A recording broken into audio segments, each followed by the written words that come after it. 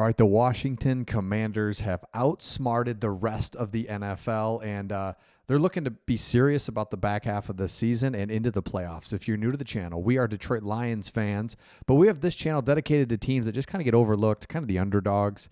So you won't see any Dallas Cowboys on this channel. You won't see any of the New York teams. Just seems like the Lions, the Commanders, just kind of overlooked by the national media, probably because we weren't very good there for a while. So we kind of like talking about those teams, give you an outside perspective into your team. Okay, before we get into this and how you outsmarted the rest of the NFL, let me know your Mount Rushmore of Commanders / Redskin players in the comments.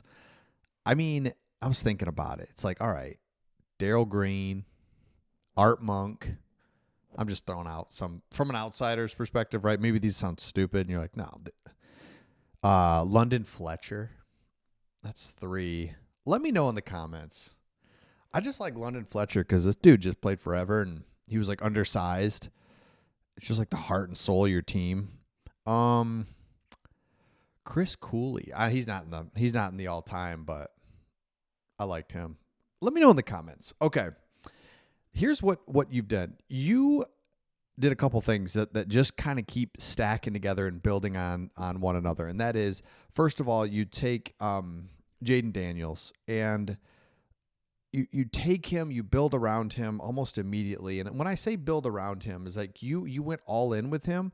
He's panning out, playing really well. You've got the coach to kind of facilitate and cultivate the culture and environment around him. He's flourishing. So what does that mean? You've got a star quarterback in the making, but right now he's on his rookie deal. So that allows you to take big swings in other areas. And instead of waiting for this offseason to do that, you did it at the trade deadline. And so what you did was you went out and got Lattimore, which is pretty interesting because Lattimore played in all but 8 games in his first 5 years in the league.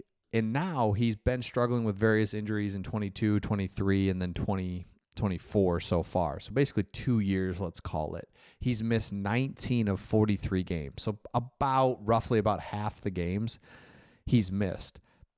The reason I bring that up is because it's like, oh, he's injury prone and he's just injured. It's like, no, it's just kind of lately. But he's played in a lot of games and done really well. And so what you had was you had the Chiefs and the Baltimore Ravens competing for this guy. Let me pull this up. It's kind of come out that the Chiefs and Baltimore were trying to figure out, they both need corner help. They both offered a 2025 third-round pick. But it's like, nah, it's not enough. The reason it's not enough is because if you go up here, let me show you. Lattimore has been playing really well. He's got a weird PFF grade. It's not great. But when you look at his raw stats, I think he's only allowed like 8 completions. He's 29 years old. He's 28, right? So he's 28. And so for Washington, it said, we are going to be serious now, which I thought was really good. Instead of next off season where you can be aggressive and take big swings in free agency because you've got a low salary quarterback, you decide let's do it right now. And I think it's perfect. So you prove that you're playing with the big boys already. Kansas City, Baltimore. You're going in the NFC, which when you look at the NFC right now, and I'll get back to that move in just a second, but this is why you did, and this is why it's so smart. You look around, it's like, okay, there's some quality teams, no question, in the NFC, but the AFC's top heavy again with Baltimore, Kansas City, we were just talking about. In the NFC, you've got the Lions, and after that, it's kind of like, I don't know. You got like the 49ers, the Packers, the Vikings, some other teams that are like not sure exactly how good they are. We know the Lions are really good. Meaning, what if you are technically the number 2 seed, but what if we're the second best team, the Commanders? Now, we've just shown, man, we got to get past the Lions. I know there's a lot more to it. There's you got to finish out the season. There's seeding. You got to, But I'm just saying from a like, what if we're the second best team in the NFC? It's kind of hard to even imagine that. But, just like we are, though. We're the second best team. We add a corner now. Let's not wait till this offseason to be aggressive. Let's take big swings now. Let's finish out the back half of the season. I love that. And so they go up and get Lattimore. I think it's a great move. If you're a Commanders fan, you got to be really excited. Another thing you got to be really excited about is PFF came out with, let me get to it here. Hold on. PFF came out with, they ranked offensive line play. Oh, jeez, I can't pull this up. Hold on one second.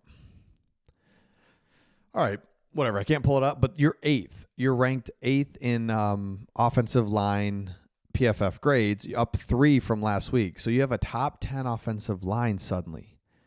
Your best player, Sam Cosmi, and Cosmi has allowed a pressure of only 4% on pass plays this season, a career best rate. All of a sudden, your offensive line is like putting together a couple good games. Here. So you got to be excited about that. That's where the game is won and lost. Offensive line, Jaden Daniels was playing well, getting more confidence. Love seeing that. Now as you look ahead to a huge game. This is a huge game against the Steelers because this is a team in the Steelers that's shown, man, we're just kind of pesky and we do things right and we're hard to beat. And it's big boy football into November. Big difference, right? Big difference when you're playing the Titans in September versus Pittsburgh November football. Okay, what are we now? We're good. We're going to make the playoffs. But can we kind of get serious? That's how it feels. I remember this. The reason I say this is just because the Lions, same thing. The Lions were like, oh, shoot. Like, this is real now. This is like, it happened last year where we just had real games because before it's like we were always kind of out of it, just trying to hope to steal a victory, try to get to 5-7. This is like, no, we need these games. This is like playoff seeding. This is trying to get into the playoffs, all that stuff. So love to see it and love to see how you match up against Pittsburgh with one more week down a corner, basically. And then Lattimore is going to come back next week. Lions have the same thing. They acquired a guy who's probably going to sit this week just as he transitions. So let me know your thoughts in the comments. Again, let me know your Mount Rushmore of Commanders/Redskin players. A lot of good ones, man. As I was looking at, I was just kind of looking at some of your all-timers that have played. And again, just as from an outsider, who are some guys. But Art Monk was just he's so good. Not that I watched him play, but you know what I'm saying. Joe Theismann, of course. Okay. Let me know your thoughts in the comments, and we'll see all of you on the next one.